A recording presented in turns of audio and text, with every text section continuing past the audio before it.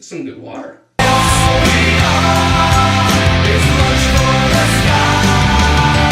Judge's next work movie, director of the cult hit Office Space, which I do think is a really good movie. It's not one of my favorite comedies ever, like it is for a lot of people, but I do really like it. And after seeing this movie, I want to watch Office Space again, because this movie really wasn't all that good. It was alright, but it was a mess. You know, the story really was, it was a mess. Can't really go that much into detail without spoiling a lot, but the story really just doesn't come together very well. It's very off balance.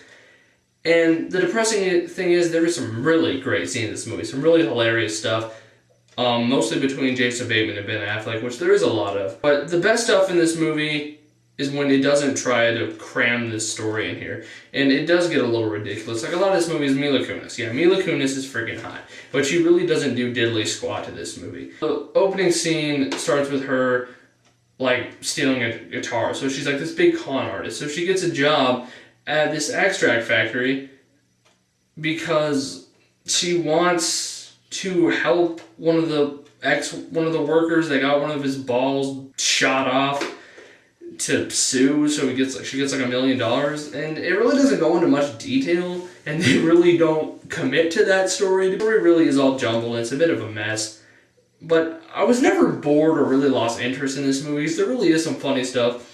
But the story really could have been shaped up into a great movie. Really, there's a point where I'm like, Mila Kunis doesn't even need to be in this movie. Now, the story that is strong is that eventually he hires a gigolo to seduce his wife so he can cheat on his wife and not feel bad because she cheated on him, which sounds weird, but it did work. But then it eventually went in the wrong direction, and they kind of overdid it. To be honest, the ending sucks. I hated the ending. I thought it was horrible. Really mean-spirited. It really ends on a very ugly tone that I really didn't like, and the main character, they really mishandled the main characters, at least in the end. For the most part, I thought Jason Bateman carried the film well. Let me say, the actors do a good job. All the actors do work well. Jason Bateman and Kirsten Wiig, who I really like. I like her a lot. I think she was great, especially in Adventureland. I love that movie.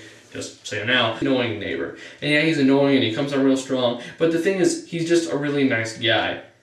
But, you know, Jason Bateman and Kirsten Wiig is always like, oh, I hate him, he's such an a-hole and stuff. And they never really give us a reason to hate him. And I never hated him. So, it just came off as mean-spirited. And I just really didn't like that aspect of it. Like I said, there is some really funny stuff in here. It's lost in a very confused movie, I'll call it that. As an enjoyable comedy, there definitely is some really funny stuff here. Pretty funny comedy. It's nothing great, but there definitely is some really good stuff here. But, you know, it's lost in just an okay movie that I think there's a much better movie in here, but the story really needed to be shaped up. It really needed to. I love these workplace comedies because I've always enjoyed just like these funny characters just having funny conversations with each other, like Office Space was. And I really like Clerks too. That movie gets a lot of that.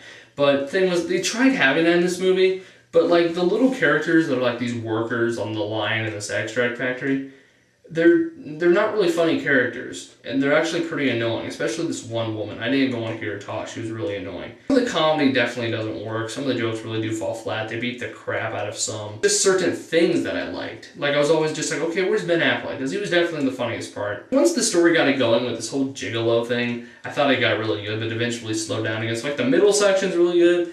But yeah, like I said, it's just lost in an okay movie, and it's kind of sad because there's taste of a much better movie here.